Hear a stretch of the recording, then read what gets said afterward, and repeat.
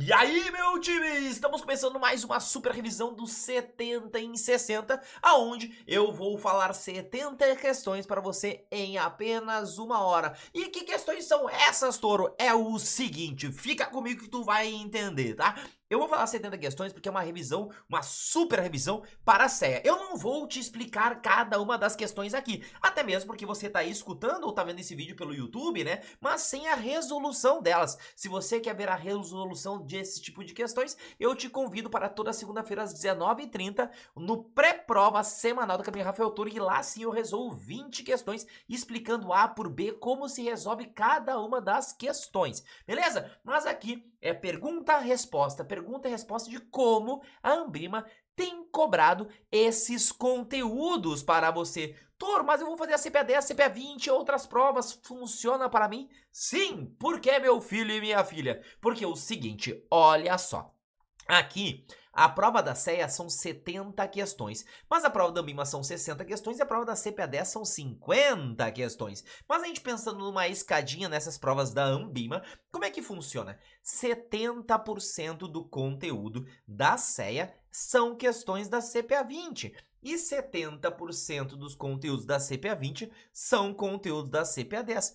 Ou seja, destas 70 questões, você vai ver praticamente metade das questões vão cair na CPA10 e 50 questões das 70 que eu estou falando aqui irão cair na tua prova da CPA20. Então você pode ir escutar e ir memorizando. Este pré-prova, ele serve aqui, essa super revisão, para você ficar escutando aqui, né, no banho e tá indo pro trabalho, no dia da prova, você escutando essas questões que eu acredito que irão cair na semana para você. Então você pode ficar escutando, até memorizar elas, né? Mas é muito importante você também aprender. Por isso que eu te convido para toda segunda-feira, às 19h30, né? Então, vem comigo que eu vou te explicar. Mas como que funciona a prova da CEA? São 7 capítulos. O primeiro, Sistema Financeiro Nacional, com Anbima, lavagem de dinheiro, ASG e tudo mais. O capítulo 2 são 7 questões com economia e finanças. O nosso capítulo 3, renda fixa, renda variável, derivativos, tributação e investimentos no exterior, são ao total 14 questões.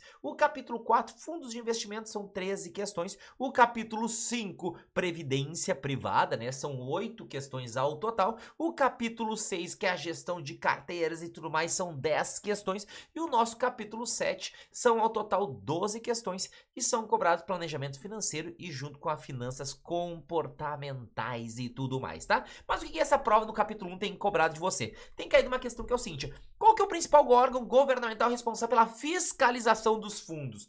Fundo de investimentos, ele é como se fosse um valor mobiliário. Então quem fiscaliza tudo isso é a CVM. Banco Central, ele faz o que? Ele fiscaliza as instituições. A CVM, ele fica na B3, ele fica com as empresas abertas, ela fica também com os fundos de investimentos. Quer reclamar? Quer ver? CVM. Questão 2 daqui na nossa prova, que pode cair de você, tem que perguntar qual é o prazo do mandato do presidente do Banco Central e os seus devidos diretores, tá? É bom você te lembrar da Copa do Mundo, né? É bom você lembrar do presidente, né? Do presidente do Brasil, que é o quê? A cada 4 anos. Os mandatos do presidente do Banco Central junto com os diretores de 4 anos, ok? Mas ele não coincide com os do presidente da República. O que quer dizer com isso? Que um ano antes do novo presidente do Brasil assumir, é quando entra o presidente do Banco Central, para não ter conflito ali, né? O que é conflito? Para não ficar sobre o mesmo guarda-chuva, né? O mesmo presidente, né? O presidente do Brasil com o presidente do Banco Central e tudo mais. Então tem essa parte que é diferente. Então, qual que vai ser a tua resposta? 4 anos e não coincidente com os do presidente da República, beleza? Daí nós temos outra questão que tem sido cobrado, que é sobre a relação da SUSEP, né? O que faz a SUSEP? Ela investiga e ela pune descumprimentos à regulação dos mercados de seguro e de entidades abertas. Essa questão que tem caído, né? Eles têm até colocado umas coisinhas diferentes ali para tentar nos confundir. Fala sobre um fundo de aposentadoria, o tal de FAP, né? Isso aí é uma coisa mais antiga e tudo mais. Então, você ignora esse tal FAP. Tira, tá? Então, tira esse cara aí do FAP, ele não é ele, tá? Você vai em cima da alternativa que você tá acostumado, tá? Que é da entidade aberta. Eles colocam a entidade aberta, a entidade fechada, o FAP e fala também dos fundos, da parte dos valores imobiliários. Então, vai na entidade aberta que você vai se lembrar que você não vai errar, tá? As outras três questões que tem cobrado da gente, né? Ela vem falando sobre o quê? Não mais do sistema em si, mas também da parte, né, de prevenção, de lavagem de dinheiro, toda essa parte assim, né? Então, o que acontece? Existe uma questão que ela é muito interessante que tem sido cobrado, né? Ele tá falando sobre os mecanismos de acompanhamento, de controle para prevenção de lavagem de dinheiro. E eles falam, o que que o Banco Central, ele diz assim, ó, isso aqui é obrigatório. Obrigatório. Então eles colocam assim, ó, colocam 4 itens, 1, 2, 3 e 4, e aí eles falam assim, ó, definição de processos, testes e trilhas de auditoria. Isso é verdade, tem que definir processo, né? Definição de métricas, métricas também, né, para saber, ó, isso aqui é uma métrica, legal, né? Identificação e correção de eventuais deficiências, e identificar e corrigir também. Só que a única que é falsa dessas, tá? E você, quando cair isso, você vai dizer que isso aqui é falso, tá? É falar sobre monitoramento do uso das redes sociais pelos clientes. Isso não é obrigatório, não é obrigatório. Então, quando cair esse tipo de questão, a única que está sendo falsa é o monitoramento de rede social. Isso não é obrigatório, ok? Então, outra questão que tem cobrado pra gente é sobre os crimes do mercado financeiro. E aí há muita confusão, né? Insider trading, front run e tudo mais. Quando falar de um grande valor, um valor que impactaria nas ações e tudo mais, né? Ó, aí é front runner, 30 milhões, comprou 30 milhões, 50 milhões de reais, e aí o corretor, o profissional do mercado financeiro agiu antes, aí é front running. Para ser front runner precisa de uma grande ordem, não é apenas correr na frente, não é apenas se antecipar, ele tem que antecipar uma grande ordem. Então falou 30 milhões, pum, front running, tá? E a outra é em relação às penalizações dadas pela Anbima, né? A Anbima é uma associação, né? Então ele é um clubinho e tem as suas próprias regras, né? E a gente sempre fala, gosta de falar que existem 5 penalizações clássicas, né? Só que a Anbima, a primeira penalização, ela não coloca. Quais são as 5 penalizações clássicas todas?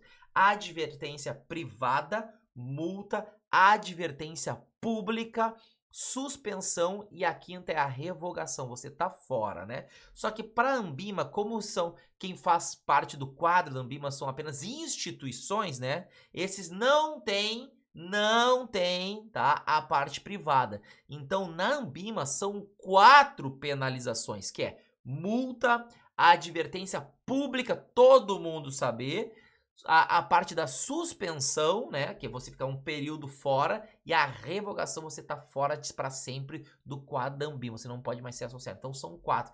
A advertência privada tá eliminado, tá?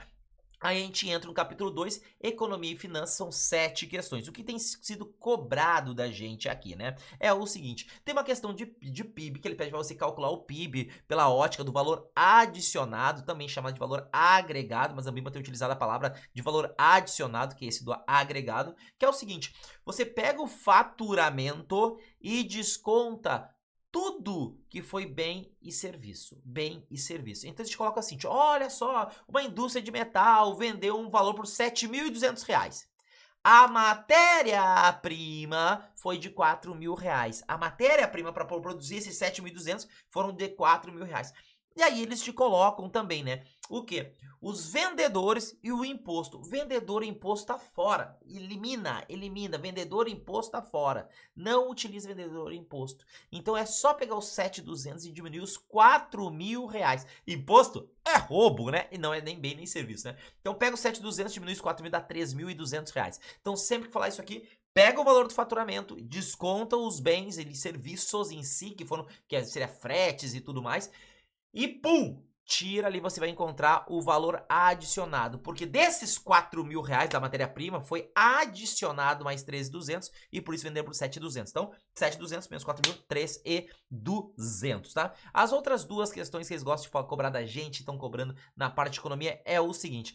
Eles estão falando de uma taxa de câmbio no Brasil, que teve nos últimos meses, e apresentou valorização do real perante ao dólar. O que quer dizer valorizou o real? Quer dizer o seguinte, ó, o dólar tá mais barato, porque se o real valorizou, o dólar desvalorizou. Então, o que aconteceu com o dólar? O dólar valia 5, agora o dólar vale 2 reais. É isso que quer dizer quando desvaloriza o dólar e valoriza o real, tá? Não confunda esses dois caras. Valorizou o real, quer dizer que o dólar desvalorizou. Então, o dólar valia 5 e agora o dólar vale 2, tá mais baratinho de comprar. E aí a pergunta é, o que acontece com isso? Aí a nossa resposta é, aumento do déficit da conta turismo. Por que aumenta o déficit da conta turismo? Porque você vai lá para os Estados Unidos, né, comprar coisinhas. Você vai lá visitar o Pato Donald, o Mickey e tudo mais. Então, tem um aumento do déficit. Tem menos turistas vindo para cá porque nós estamos indo para fora, porque o dólar está muito barato, né? E redução da margem do ganho dos exportadores. Porque antes, quando estava 5 reais, caiu para 2, né? Esse é o nosso exemplo aqui, né? Ele vendeu por 100 mil dólares, o exportador vende em dólar. Ele recebia 500 mil reais. Agora, com esses mesmos 100 mil dólares, ele recebe 200 mil reais. Então, toda vez que nós temos uma valorização do real, você vê, dólar estava 5, foi para 2. O que acontece? A gente viaja mais para fora, ou seja, aumenta o déficit da conta turismo e redução dos exportadores, né? E aí eles falam, linkando esse tipo de conteúdo, eles perguntam pra gente sobre o balanço de pagamentos. E ele diz que o balanço de pagamentos foi positivo. O que é balanço de pagamentos? É tudo que a gente tem que pagar, mas também a gente tem que receber. Balanço significa equilíbrio. Por que eu tô te falando isso? Porque nós temos balanço de pagamentos, balanço comercial, balança de serviços. Porque balanço é equilíbrio, é mais e menos, é isso que é balanço. Então ele tá falando de pagamentos, é o que a gente tem que pagar em dólares e o que a gente tem que receber em dólares. Se o balanço de pagamentos foi positivo, quer dizer que a gente recebeu dólares. É isso, nós, Brasil, pensa o Brasil como um todo. O Brasil exportou mais, o Brasil fez tudo mais. O Brasil recebeu mais dólares do que mandou dinheiro para fora. Ou seja, balanço de pagamentos positivo quer dizer que as reservas internacionais aumentaram naquele ano. É isso que aconteceu, beleza? E aí, nós temos também a parte de finanças, né? Tem uma questão que eles botam assim, 14,5% a 185 dias corridos. O que acontece?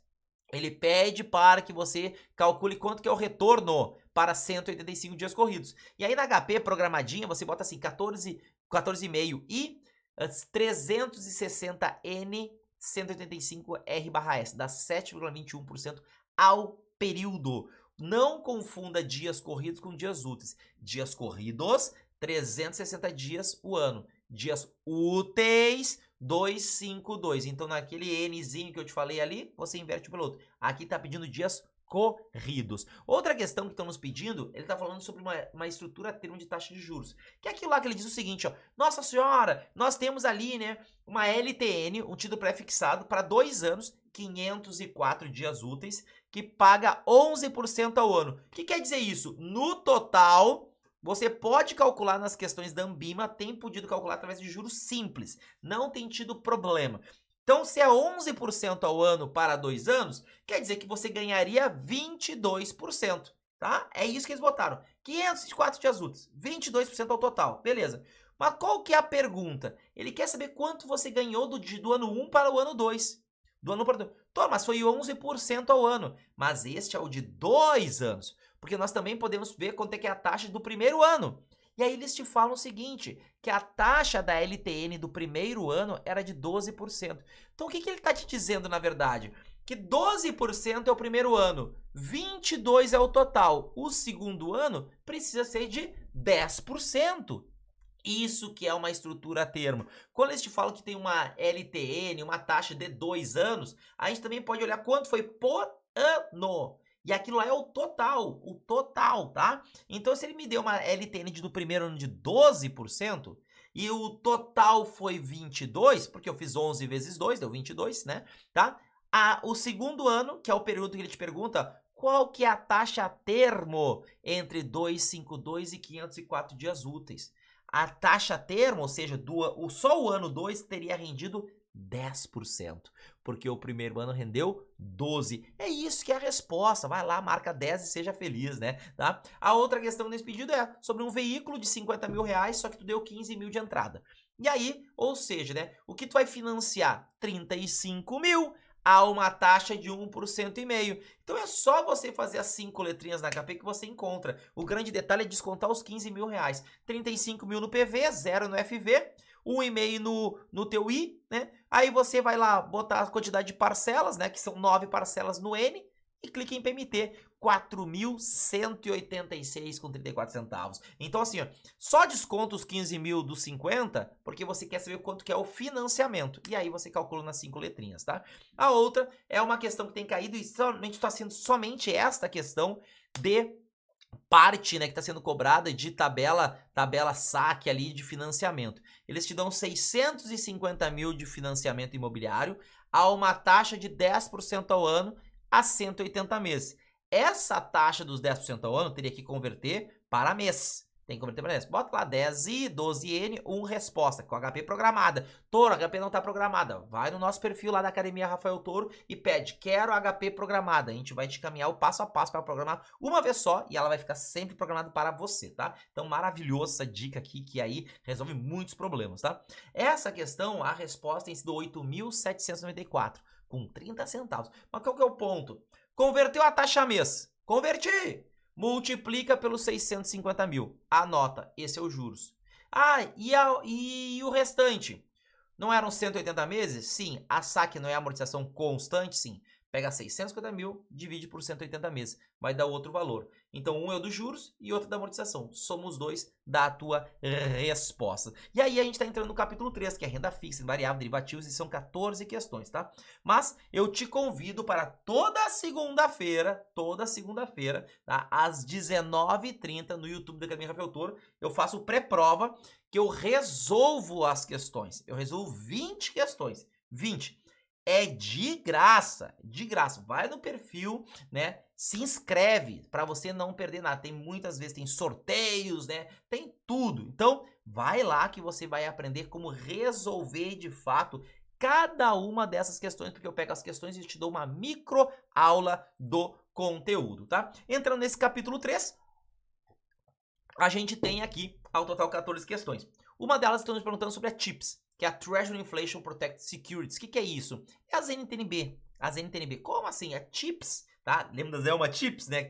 É uma Chips, né? Tu abre, não tem mais batatinha. Não tem batatinha porque a inflação comeu todas as batatinhas. TIPS é um título do governo americano que ele remunera a inflação americana. E eles nos colocam as alternativas de 1, 2 e 3. Só que isso aí, lembra da NTNB, tá? Por quê? Porque eles estão colocando que o valor ele é ajustado anualmente. E é errado, ele é ajustado semestralmente.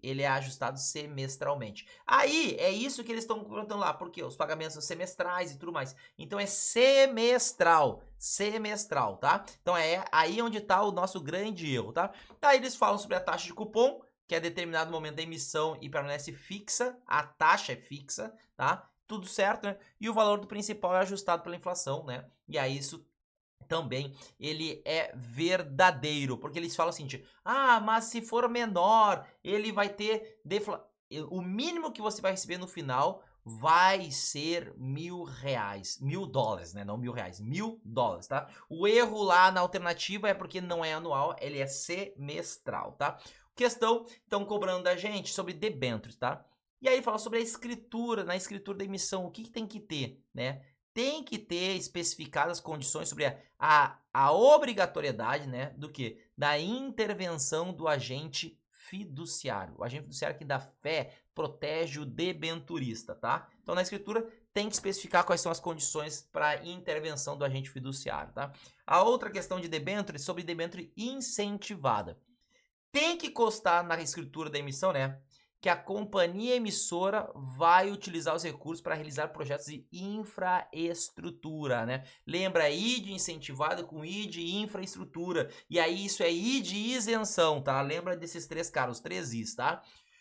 Outra questão nos pedindo é sobre um gestor que ele quer comprar um ativo num fundo, mas que renda a taxa de juros de curto prazo e sem risco de crédito, tá? Aí esse cara é a LFT, o ativo livre de risco do Brasil é a LFT, tá? Ele rende a Selic diariamente, tá? Para um título de renda fixa de crédito privado, o que é o spread de crédito? E é isso que eles estão pedindo. O que é? Qual é a confusão? Existe o spread bancário, que tu pega o dinheiro dos clientes e empresta uma taxa mais alta, né? Isso spread é diferença. Spread de crédito, porque a diferença é o risco de crédito, é o risco da pessoa quebrar e não te pagar. Então é a probabilidade de inadimplência do emissor. Spread de crédito, diferença de crédito, porque quanto mais alto, mais risco o cara pode ter ali, né? Outro ponto que tem vindo são sobre as JCPs. Tem 3 questões de JCPs que a prova tem cobrado. 3 questões. Quais que são elas? É o seguinte, uma delas, ela fala que a JCP, ela serve, justifica ela, né, pelo atendimento às obrigações legais relativas aos pagamentos de dividendos. JCP quem recebe em relação ao capital próprio são os acionistas. Então ela consegue fazer essa parte de obrigações legais referente a dividendos, tá? A outra alternativa que aparece também nesse tipo de pergunta é na mesma estrutura, que a remuneração distribuída, JCP e tal, pode ser considerado no cálculo para fins de pagamento do dividendo mínimo obrigatório. Perceba que é a mesma ideia, mas com alternativas diferentes. Uma dizendo sobre os dividendos mínimo obrigatório e outro falando sobre atendimento às obrigações, tá? Mas toda é para isso. A JCP pode ser utilizada como olhando como se fosse um dividendos. E aí o que essa JCP corresponde? A distribuição aos acionistas dos recursos provenientes dos lucros anteriores. Então tem lucro anterior, ele guardou e aí ele paga, ele distribui através de JCP. Então lembra que a JCP ela é igual aos dividendos, só que com 15% de imposto. Com 15% de imposto. Mas tudo que você lê da JCP linkado a dividendos, pum, vai ser a JCP ali, tá? Uma questão muito legal que está sendo cobrado é falando sobre o abuso do poder do acionista controlador. E ele quer que você identifique quando que pode ou quando não pode caracterizar esse abuso de poder, tá? E aí, o ponto que nós temos ali, que é a única que não tem abuso de poder, é quando o acionista controlador ele está exercendo o cargo de administrador ou de administrador ou parte fiscal, né? Com os deveres de responsabilidade próprios do cargo. Então ele está exercendo com as responsabilidades próprias do cargo. Isso não caracteriza abuso de poder. Quando que caracteriza? Quando tem aparecendo lá segundo interesses pessoais ou quando ele subscreve, bota ativo dentro da empresa para ele aumentar a sua participação com bens estranhos ao objeto social da companhia. Bens estranhos e segundo interesses pessoais, pum, abuso de poder. Cuide desses caras aí que tem vindo na prova, tá? E aí também estão cobrando da gente, né, a parte, né, de derivativos, né? E os derivativos ali, eu sei que gera muita confusão e tudo mais, mas fica ligado que essas questões aqui tu vai lembrar e tu vai acertar, tá? O lançador de uma opção de compra, lançador de uma call, o que ele tem? A obrigação. Lançador, obrigação. Titular é que tem direitos. A titular é que tem direitos. Lançador, obrigação, tá? E aí você inverte. Quando falar lançador, você inverte. Ó, opção, aí vem de compra. Então vem obrigação de vender. Opção de compra gera uma obrigação de vender a moeda, tá? Isso por lançador. Por titular, o titular tem o direito, né, de comprar a moeda. Então, quando aparecer a palavra lançador, tu tem que escrever tudo ao contrário, beleza? Outra questão interessante é falando sobre uma empresa de setor de metalurgia, ou falando sobre um médico, falando sobre o que é tudo isso, né?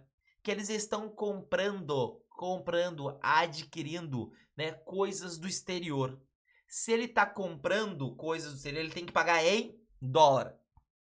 Como ele se protege? Comprando dólares.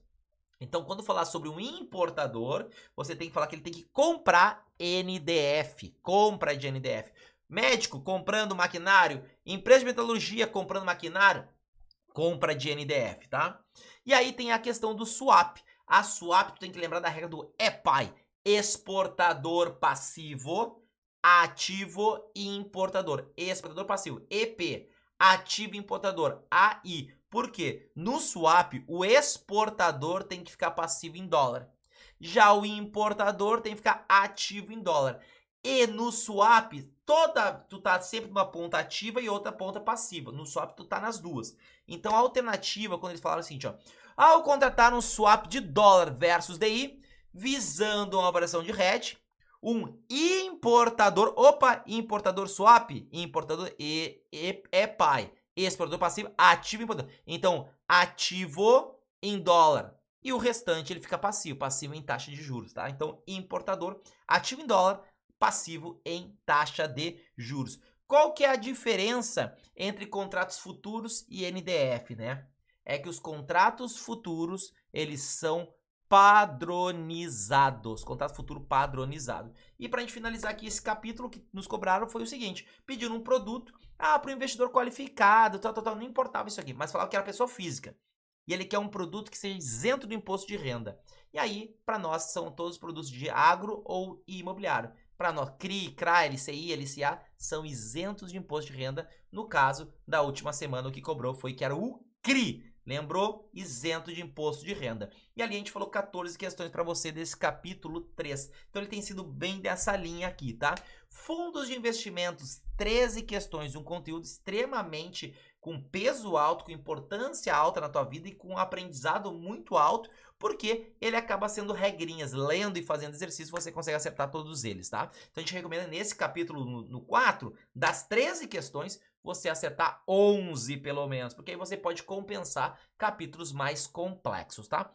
Primeira pergunta que tem vindo é: diferença entre classe aberta e classe fechada. Classe aberta admite resgate a qualquer momento. Classe fechada não admite o resgate de cotas. Não admite, tá? Perguntando também sobre as classes, né? Que a gente possa saber, né? O valor da cota no momento da aplicação. Só renda fixa. Os outros a gente não consegue. Nós não conseguimos. Por quê? Porque ele vem através do fechamento, né? Tem que esperar a cota de fechamento para a gente ver. Renda fixa é o que a gente poderia saber o valor da cota no momento da aplicação. Existem exceções, mas ele não perguntou as exceções, perguntou só qual tipo, né? Se era renda fixa, ações multimercado ou, né, a parte cambial. Renda fixa. Outra é quando é vedado a cobrança de taxa performance nos fundos, tá? Nas classes dos fundos. É vedado a cobrança naqueles que a gente tem uma estrutura passiva e não ativa. Ativa é para superar, passiva é para seguir, né? Então, quando é passivo, a gente não pode cobrar. E quais são eles? Renda fixa a curto prazo, renda fixa simples e renda fixa referenciado. Perceba que são os de renda fixa. Curto prazo, simples, referenciado. Se o referenciado tiver a palavrinha longo prazo, esse pode ter taxa de performance, porque está tomando mais risco. A palavrinha longo prazo permite a taxa de performance. Se não tem a palavra, não permite. Mas são os três de renda fixa. Curto prazo, simples e referenciado. Termo de adesão. O que tem que ter no termo de adesão? Deve identificar até 5 principais fatores de risco, tá? Até 5 principais fatores de risco, tá? Lá no fundo, o termo de adesão, tá? Ele só não é obrigatório nos fundos simples, tá? Nos fundos simples, ele não é obrigatório o termo de adesão, tá? Nos demais fundos é obrigatório. Outro ponto que tem nos pedido é o seguinte, sobre a questão, né, de quando a gente está falando sobre a política de distribuição de um fundo. O que é política de distribuição, né? Os distribuidores independentes estão comercializando os fundos. Então tem que estar escrito, ó, tem que estar escrito, o material de divulgação da política de distribuição de um fundo aberto, tá? Ele deve incluir o quê? Ou seja, uma corretora, uma distribuidora está vendendo o fundo dos outros. Então, ele tem que estar falando sobre a remuneração que ele está tendo, porque ele está comercializando, taxa de rebates, como ele está sendo remunerado, para evitar o quê? né, os conflitos de interesse. Então ele tem que falar sobre isso, a sua remuneração e os eventuais conflitos de interesse no esforço da venda. Então, política de distribuição é por causa dos distribuidores do fundo e não a distribuição do resultado do fundo. Não confunda. É para isso que esse documento, política de distribuição. O distribuidor, a corretora distribuidora, ele vai falar sobre a sua remuneração, como que ele está sendo remunerado e também tudo que pode estar para evitar o conflito de interesse, tá? A Anbima tem dentro desse capítulo, né, o código, né, de administração e gestão de recursos de terceiros. E eles estão perguntando sobre a parte da liquidez da carteira. A liquidez, ela tem que ser feita conjuntamente do administrador e do gestor. Do administrador, porque é quando os cotistas pedem dinheiro, tem que ter liquidez, tem que ter dinheiro para pagar os cotistas, né? E do gestor, porque o gestor pega o dinheiro e compra os ativos, baseado na política de liquidez de D0, D1, D4, quando o dinheiro vai na conta dos cotistas. Então, o gestor e o administrador, os dois desempenham, né, conjuntamente, né, procedimentos compatíveis a tudo mais, tá? Entre os passivos e ativos do fundo. É dos dois, tanto do administrador quanto do gestor, tá? Então, esses caras aqui, tá? Então, não te esquece que o fundo simples não precisa nem ter API e nem ter termo de adesão, tá? Nenhum desses dois caras aqui. Outra questão interessante, eles estão falando sobre os ETFs. Qual que é a diferença de um ETF e de um fundo aberto, né? O fundo de investimentos aberto de ações, você vai ali, né, aonde? Numa instituição financeira e você aplica. Você aplica, tá? Agora, um ETF, você compra via home broker, na B3. O ETF é um fundo aberto negociado na Bolsa de Valores, tá? Uma questão muito interessante da prova que está vindo é estar falando sobre o quê? Sobre um fundo cambial. E aí ele fala lá e tudo mais que ele não teve a rentabilidade do dólar, ou seja, da desvalorização do real. Touro, se desvalorizou o real, como é que ele teve lucro? Porque se desvaloriza o real, valoriza o dólar. E ele fala que esse fundo não conseguiu captar, né? Capturar toda esta rentabilidade. E aí ele perguntou por quê? Por que que isso acontece, tá? Elevação do cupom cambial. O que é cupom cambial? Cupom cambial pensa que ele é um pré-fixado em dólar. Vou ganhar 4% em dólar. 4% pré-fixado. Se o cupom aumentar de 4 para 8, tu tá ganhando só 4. Na marcação a mercado, a tua rentabilidade em dólar é pior. Então, o cupom cambial é como se você comprasse uma LTN em dólar, pré-fixada, tá? É como? Só para o raciocínio, tá? Então, o cupom cambial é um pré-fixado em dólar. Então, aumentou o cupom cambial, pode gerar uma desvalorização na cota, tá? Então, isso é interessante a gente colocar, porque eles estão cobrando bastante sobre isso, tá? Se um fundo de investimentos ali e tudo mais, ele aplica, empresta dinheiro para um grande banco, e um banco quebrar, quanto que é o prejuízo máximo? 20%. Quando a gente está falando de instituição financeira, 20% de prejuízo. Quando a gente está falando de empresas como Petrobras, Vale do Rio Doce, são sociedades anônimas de capital na bolsa, o máximo que pode emprestar através de uma debênture, por exemplo, né, e esses tipos de ativos, 10%. Quando for não aberto na bolsa, é 5%. E quando for governo, aí não tem limite. Então ele pergunta, quanto que é o máximo? Porque o máximo é o quanto eles podem aplicar. 20% para instituição financeira, 10% para empresa capital aberta e 5% para a empresa que não é aberta, tá? E ali, eles têm trazido umas questõezinhas novas e atualizadas também, tá? A primeira questão aqui nova que tem caído na prova, eles estão perguntando sobre o que significa esse processo de securitização de um FDIC. O que é a securitização? A securitização é o capítulo 3 renda fixa, mas eles estão linkando a securitização com o FDIC, porque isso acontece, tá? A finalidade, nesse caso, é transformar ativos ilíquidos em títulos negociáveis. Essa é a finalidade desse processo de securitização num FDIC, tá? Transformar ativos ilíquidos em títulos negociáveis, tá? Outra nova é quando eles estão falando sobre, olha, eu tenho um fundo de capital protegido. E aí, ele é capital protegido, tudo mais, né? O que pode acontecer se eu tenho títulos de crédito privado?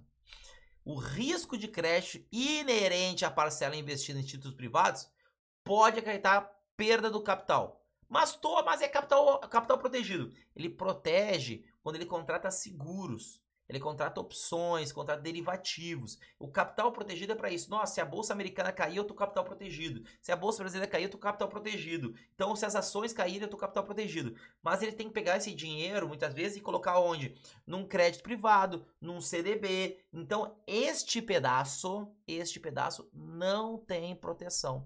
Então, se quebrar, como eu falei ali anteriormente, dos 20%, aí o capital protegido não vai ter 100% capital. Vai ter menos. Se deu tudo errado, ele pode receber menos sim, mesmo sendo capital protegido. Então, a parte do crédito, ele pode acarretar perda do capital, tá? Então, essa questão também é interessante. E as novas é em relação aos fundos imobiliários. Os fundos imobiliários não são mais 50 cotistas para ter isenção dos dividendos. Agora são 100. E eles colocam 1, 2 e 3. E te colocam todas as alternativas para o investidor ser isento na distribuição do imposto da distribuição dos dividendos. Então, o fundo tem que ser negociado em bolsa em balcão, essa é a primeira regra. A segunda, o fundo tem que ter mais de 100 cotistas, no mínimo 100 cotistas, e não mais 50 cotistas. Agora são 100, tá? São 100. Então, foi essa mudança no final de 2023 e já está sendo cobrado nas provas da Ambima, tá? E a outra, o cotista não pode ter mais do que 10% das cotas, né? Então, o que mudou foram essas dos 100 cotistas. Então fica muito atento sobre isso, tá? Então até aqui a gente falou de 40 questões da tua prova nesse período aqui. Então, capítulo 1, sistema financeiro, capítulo 4, fundos, você tem que ir muito bem, para ter gordura para aquelas questões que você tem uma complexidade maior. Touro, e as questões que estão sendo cobradas? Como que eu posso encontrar esse tipo assim? A gente tem um arquivo chamado de 100 questões da SEA. Se você for lá no nosso Instagram, eu vou te encaminhar, que são as 100 questões dos conteúdos mais cobrados, extremamente aderentes à prova. Então vai lá no nosso Instagram e vai lá no Instagram Academia Rafael Touro, e vai lá no direct pad, quero as 100 questões da SEA. Só escrever 100 questões da SEA. Eu vou te mandar um arquivo com as 100 questões. E aí você vai estar extremamente preparado para a tua prova. Então, entrando agora no capítulo 5, são os produtos de previdência. Aqui são 8 questões, tá?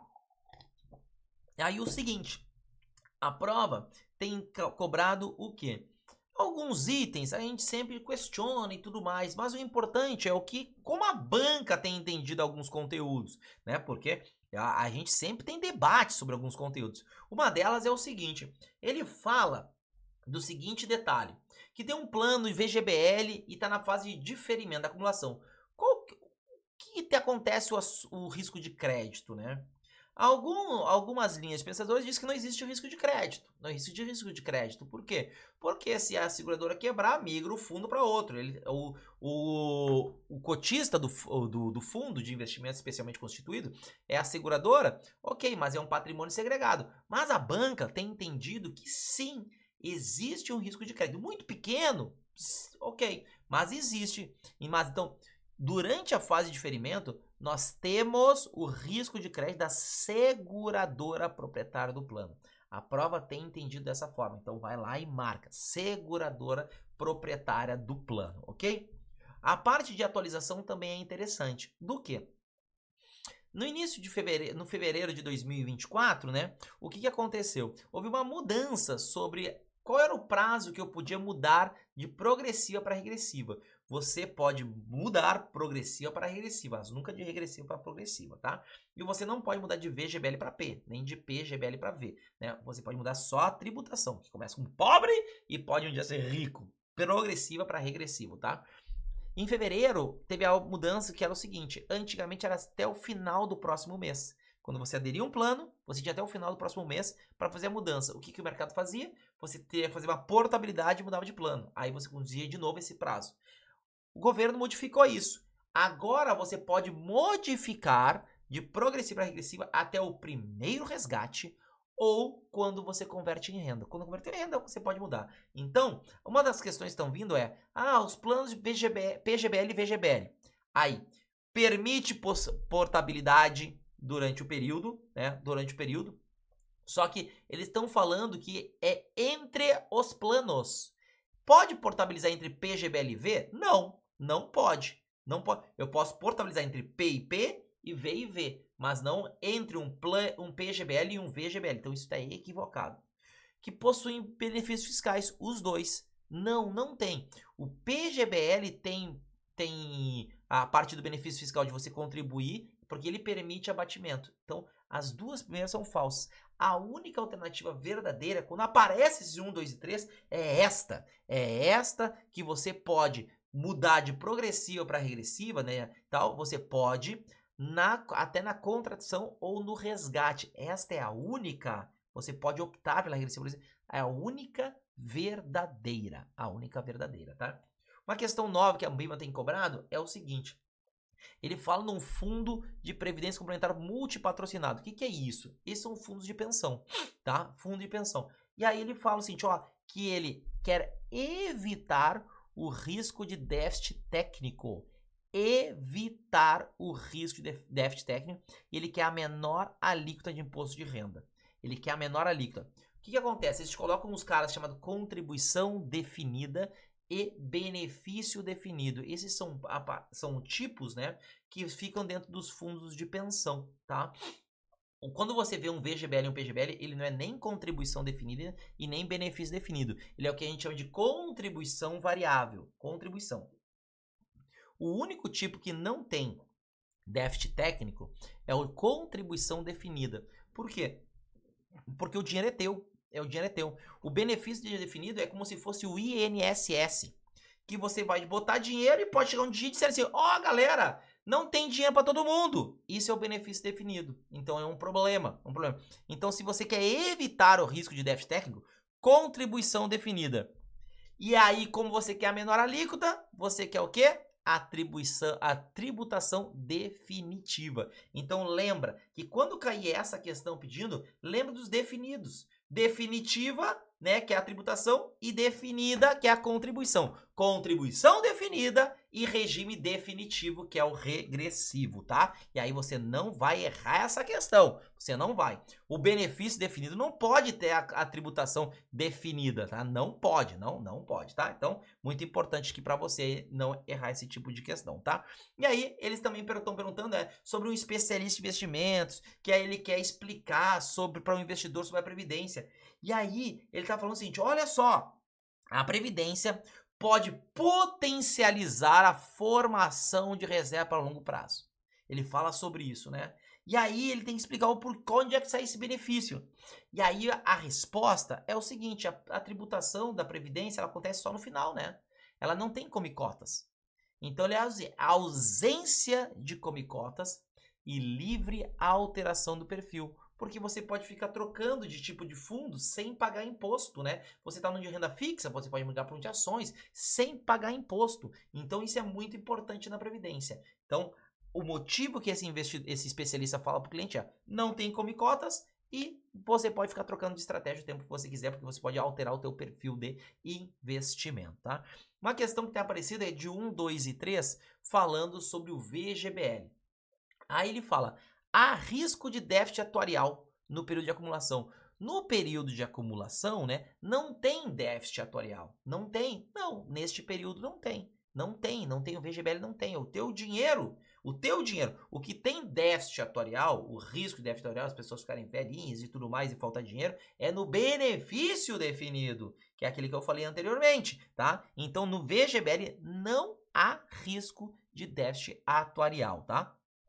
Um outro ponto que tem aparecido, que aí sim essa é a alternativa verdadeira desse 1, 2 e 3, é que o participante pode complementar a renda recebida no plano de previdência oficial sem limite máximo. E a grande detalhe desse item, ele está falando de sem limite máximo. E aí muita gente tem colocado falso. Por quê, Toro? Por quê? Porque lembra desse limite máximo, né? Dizendo assim, não, Toro, o que tem limite é o PGBL, é 12%, né? VGBL não pode, não tem essa coisa de limite. Ele não está falando sobre a contribuição, ele está falando de complementar a renda recebida do INSS. Se você ganha 7 mil de INSS, você podia ter 93 mil de VGBL. Não tem limite máximo para complementar a tua renda. Ele não está falando sobre limite de contribuição para o quê? para abater imposto de renda. Tanto que o VGBL nem abate imposto de renda, então não confunda esse cara. Não é porque essa palavrinha sem limite máximo, meu Deus, tá?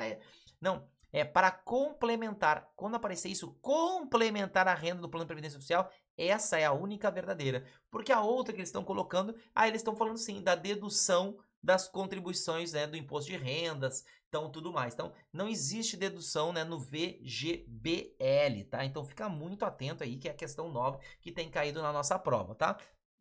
E 3 questõezinhas de cálculo para você aqui, para eu poder aqui, ó, lembrar para você, que é o seguinte, né? Uma delas ele fala sobre 1.380.000 no VGBL, 1.300.000 e poucos num PGBL, aí ele tem progressiva, ele tem regressiva, e ele quer uma renda de 5 mil por mês em cada um desses planos. Ele tem 2 planos, um VGBL progressivo e um PGBL regressivo. E cada um desses planos é 1 milhão e tanto, lá que ele tem lá. Ele converteu em renda de 5 mil. Quanto que pinga na conta por mês? 9.500. 9.500. Quando você fizer o cálculo, pum, vai estar. Um deles vai dar isento, que é o VGBL da isento, e o do PGBL vai aplicar 10% sobre os 5 mil, que é 4.500. Então, pum, vai dar 9.500. A outra questão pra gente é ele falando que ele quer uma renda perpétua de R$ 3.200. E ele te dá uma taxa de juros nominal de 0,90 e uma inflação de 0,38. E pede, quanto que é o saldo que eu tenho que ter para ter uma renda de 13.200 nessa estrutura? Qual que você faz? 0,90 Enter, 0,38 menos. Vai dar 0,52. 0,90 menos 0,38, né? 0,52. Porque você descontou a inflação ali. Descontou. Bota os 3.200 da HP e clica em percentual T. Vai dar 615 mil reais. Toro, mas não é fórmula de ficha, não tem desconto. Aqui, quando a gente está falando de juro real, né, quando uma renda perpétua, você pode descontar a inflação da taxa nominal através de juros simples. Só fazer um desconto básico. 0,90 menos 0,38. Vai dar 0,52. Beleza. Enter, 3.200, percentual T, 615 mil reais. E a última que aqui dentro cobrada da gente é, falando da Beatriz. A Beatriz, ela tem uma renda de 260 mil, contabilizando o 13º. Ou seja, o salário dela é de 20 mil por mês. Então, 12 salários, 240 mil. 13º mais 20 mil dá os 260. Por quê? Porque ele quer saber o quanto que eu vou fazer de PGBL. PGBL é 12%, né? Sobre 260, não, porque o 13º, ele é exclusivo e definitivo. 13º não entra nesse cálculo. Então fica só os 240 aqui da renda. Aplica os 12 ali? Ainda não. Por quê? Porque ele falou que ela tem um aluguel, ela aluga um imóvel por R$1.000. Então ela recebe 12 mil de aluguel. O aluguel também entra para o cálculo dos 12%. Sério, Toro? Sim. Então é 240 mil do salário, mais 12 mil do ano dela, dá 252. E nesses 252 é que tu aplica 12%, que dá 30.240. E aí a gente finaliza as 8 questões de previdência, entrando num capítulo pesado, um capítulo complexo, que é estatística e gestão de carteiras, que são 10 questões. No entanto, existem umas questões fáceis aqui, sério? Sim, olha só.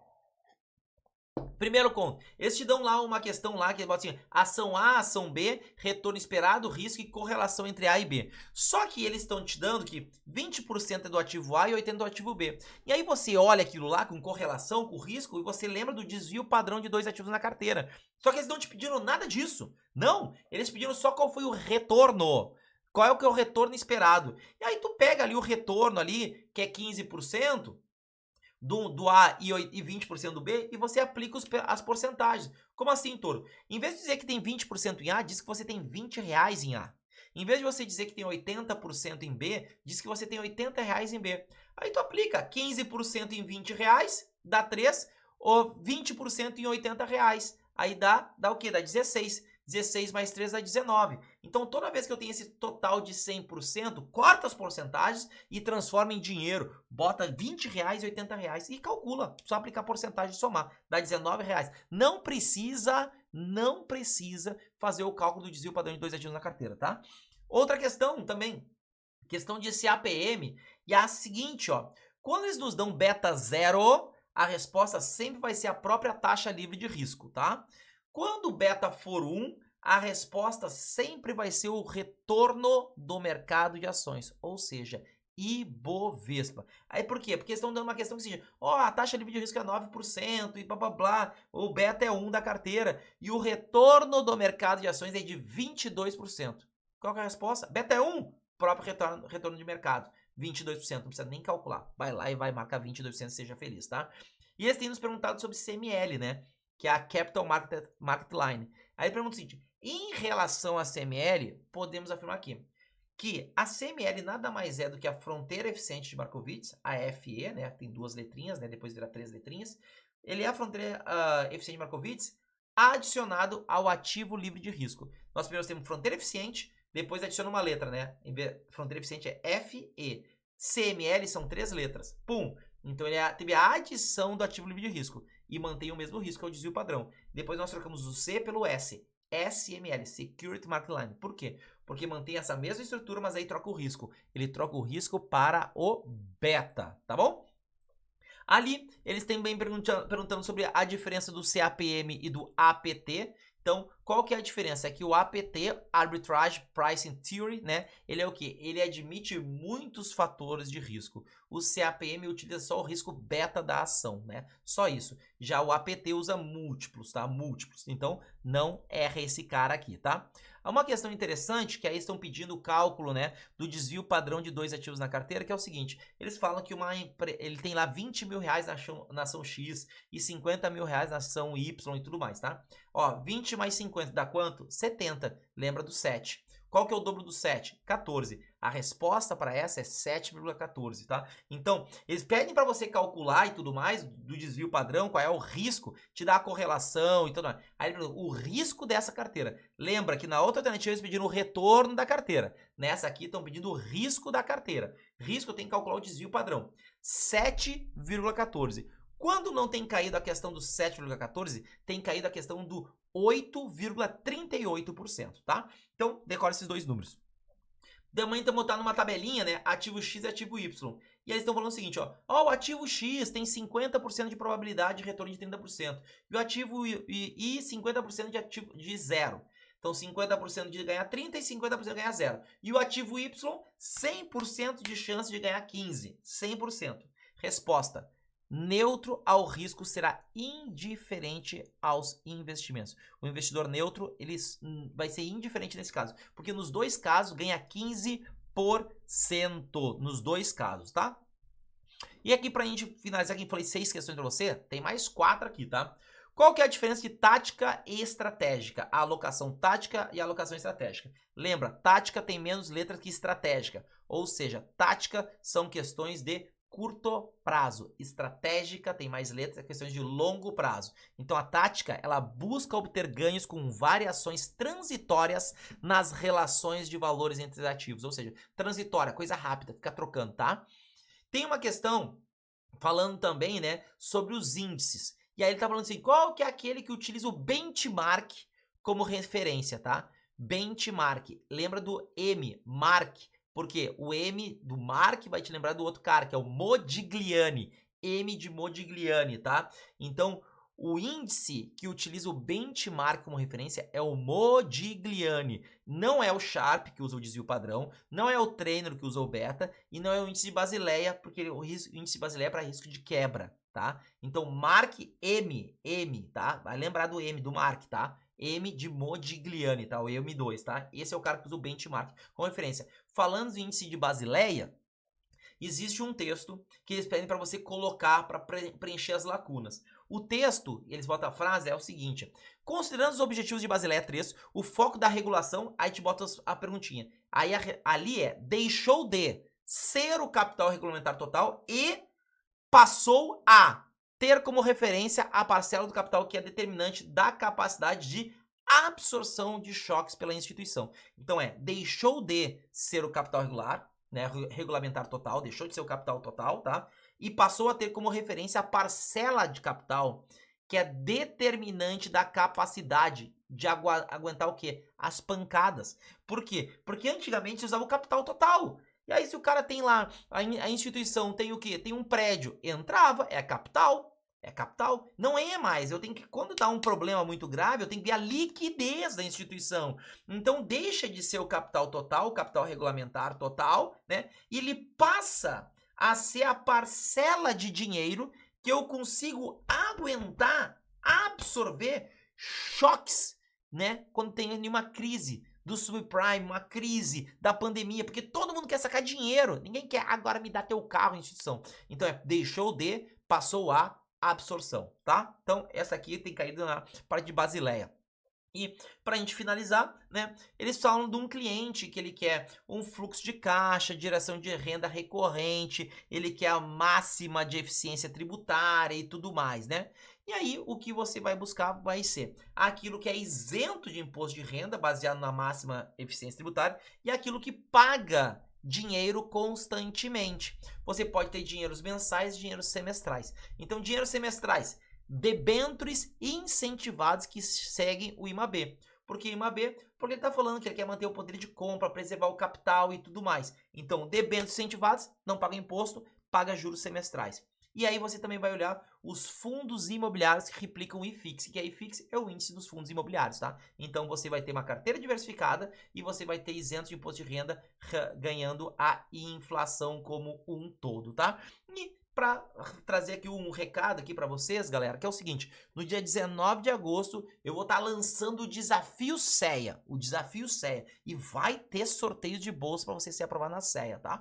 Então fica ligado lá no nosso Instagram que eu vou divulgar todas as informações. É um programa onde eu te aprovo em até 30 dias, mas não só te aprovo, mas como eu te transformo num especialista em investimentos de verdade. Você vai aprender a usar a previdência, gestão de carteiras e aí chegar lá e conseguir ganhar a tua promoção, conseguir atuar melhor e tudo mais, tá? Desafio CEA, 19 de agosto, mas vai lá pro nosso Instagram que eu vou estar divulgando todas as informações lá. E nosso capítulo 7, pra gente finalizar aqui, que é o planejamento financeiro e a parte de finanças complementais, são 12 questões. Uma questão que tem caído é uma tabela que eles colocam, e aí eles falam o seguinte: olha, no último mês rendeu 5% de Bovespa, mas tinha renda fixa, ouro, poupança. Aí o investidor só olhou só essa lâmina e disse: eu quero investir agora em Ibovespa.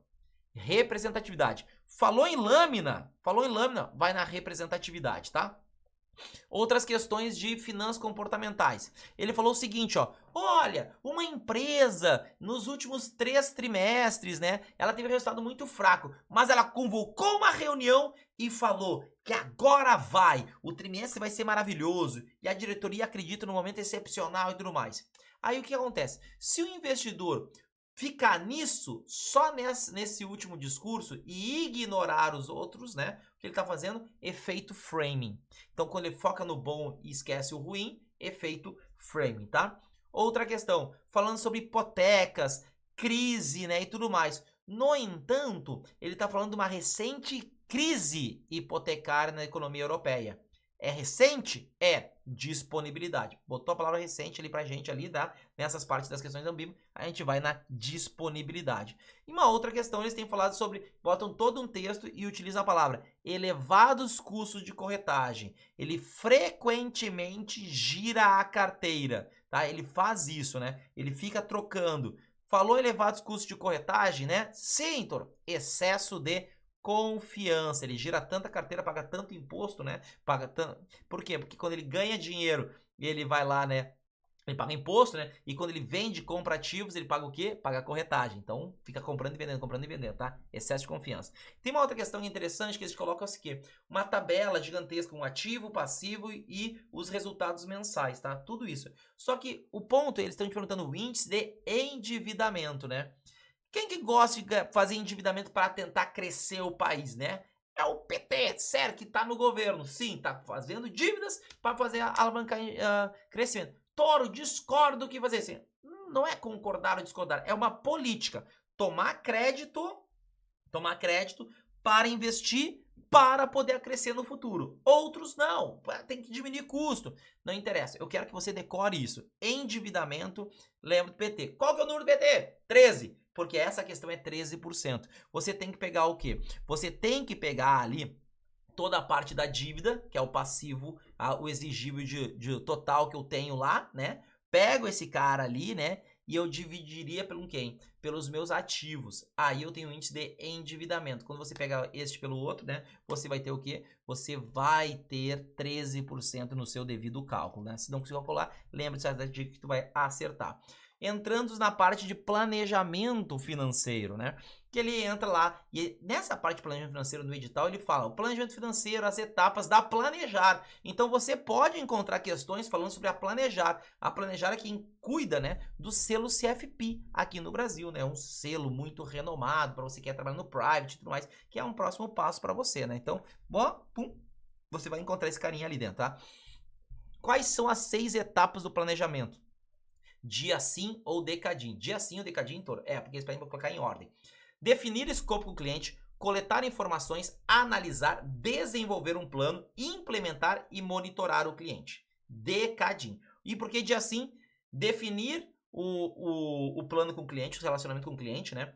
Identificar necessidades, não confunda o I de identificar necessidades com o I de implementar, identificar necessidades, analisar, sintetizar informações, tá? Implementar e monitorar. Você pode encontrar nessas duas formas, do decadinho ou do dia sim, tá? Outra, ele fala o seguinte, olha, na etapa de desenvolvimento e apresentação das recomendações, deve-se assegurar que o planejador, que o planejador, né, tenha um adequado entendimento do quê? Qual que é o ponto? O ponto é falando assim, na etapa 4, o que o cliente tem que saber quando você entrega um plano para ele? Ele tem que ter um entendimento dos fatores e premissas atuais, né? O que foi utilizado para as recomendações. Ele tem que entender dos riscos das estratégias, né? E ele também tem que entender que esse impacto, provável impacto das recomendações, né? Sobre essa capacidade do cliente dos objetivos, né? Mas deve também entender que devendo evitar apresentar a opinião do planejador como um fato. Ó, não é que isso aqui é a verdade absoluta. Ele deve evitar apresentar sua opinião como um fato. Não é uma verdade absoluta. Então, são os 3 pontos. Normalmente, nas questões da Ambima, quando tem caído esses 1, 2 e 3, todas são verdades dentro do planejamento financeiro, tá? Ah, mas caiu lá de economia. De economia é diferente. Aqui tem sido verdadeiro. Então, no desenvolvimento da apresentação, todas essas são verdadeiras. Os fatores e as premissas, ele tem que entender. Os riscos das estratégias e entender o provável impacto da estratégia, tá? Então, isso tudo é verdade, tá? Outra questão que tem nos vindo aqui, né, é sobre a questão do API, o questionário, suitability e tudo mais, tá? Eu quero que você se lembre do SICOP, Situação Financeira, Conhecimento e Objetivos, tá? Então, o que tem que fazer para montar o API? O nível de conhecimento sobre os investimentos, as questões relativas à capacidade de suportar perdas, né? E os produtos que têm mais familiaridade. Tudo isso aqui faz parte do API, tá? Cuide muito, porque às vezes eles estão direcionando o quê? Apenas aos objetivos, apenas à situação financeira, às vezes apenas o conhecimento. Então cuide, se ele botar essa palavrinha aí, baseado nos objetivos, aí situação financeira e conhecimento fica fora, tá? Então, e fica muito ligado nisso. Eles também têm trazido dizendo o seguinte, ó, CVM 30, resolução 30. Que resolução 30? A resolução 30 é do API, tá? Então ele tá, na verdade, não precisa decorar, mas ele pergunta, quanto que é o tempo para manter todos os documentos e declarações guardadas? Quanto é o tempo? A lavagem de dinheiro são 10 anos, porque é um documento muito mais importante como um todo, né? Porque a lavagem é crime. O API é 5. É 5 anos, tá? Para manter, para atualizar os 2 casos são 2 anos. A cada 2 anos atualiza, tá? Então, para a API, 5 anos, tá? Isso é importante, tá? E aí, dentro do API, eles falam o seguinte, ó. Quando que é vedado as pessoas que fazem recomendação de produtos, recomendar produtos ou serviços? Quando que é vedado? A legislação veda que você recomende, tá? Quando as informações do cliente não estejam atualizadas. Não pode recomendar. Não quer dizer que o cliente não pode aplicar. Não pode recomendar, tá? É isso que a lei fala, tá? E dentro disso, né, eles botam lá, né? Então, para você não te esquecer, né? 5 anos é de manutenção e 24 meses. Porque a outra questão que eles têm colocado sobre a resolução 30, né, são outras questões, é o quê? É o seguinte, ele bota o textinho e bota para você complementar as lacunas.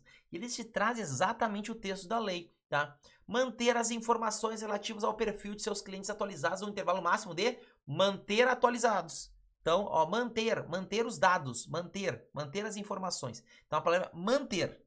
Qual que é o prazo? 5 anos. E proceder nova análise e classificação das categorias no intervalo não superiores a 24 meses. Então, lembra, manter 5 anos. Atualizar ou qualquer coisa, 24 meses, são os 2 anos, tá? E dentro desse API, desse cara como um todo, tá? Existe alguns casos que não se aplica, você não precisa fazer o API.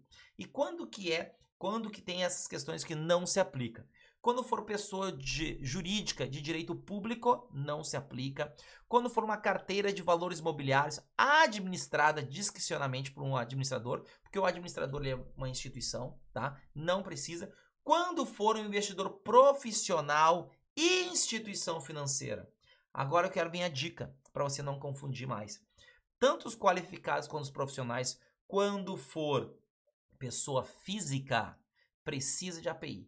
Quando for pessoa física, precisa de API. Quando é pessoa física, precisa de API. Bota na cabeça. Pessoa física, precisa de API. Não importa o patrimônio que ela tenha, precisa de API, tá? E tem caído na prova. Então, pessoa física sozinha é sempre. Ah, mas aquele do administrador. Aí não é ele que tá cuidando, é um administrador, que é uma pessoa do mercado financeiro, tá? Então, aqui vieram as 12 questões desse último capítulo, Eu passei aqui pra você mais ou menos 70 questões, às vezes um pouquinho mais, tá? Nessa uma horinha, porque são questões que tem caído na prova. Tô, mas eu quero ver essas questões na prática. Pum, vai no nosso perfil lá no Instagram e pede as 100 questões, né? Pode ir no nosso site baixar nossos simulados, né? Pode ir lá, tá lá, pra você baixar e ver as questões que tem cobrado, né? Então, se você gostou dessa super revisão, a revisão 70 e 60, a gente também tem um aplicativo gratuito para você responder dessa forma. Pergunta e resposta, pergunta e resposta, pergunta e resposta. Não, vai ter, é para você decorar as paradas.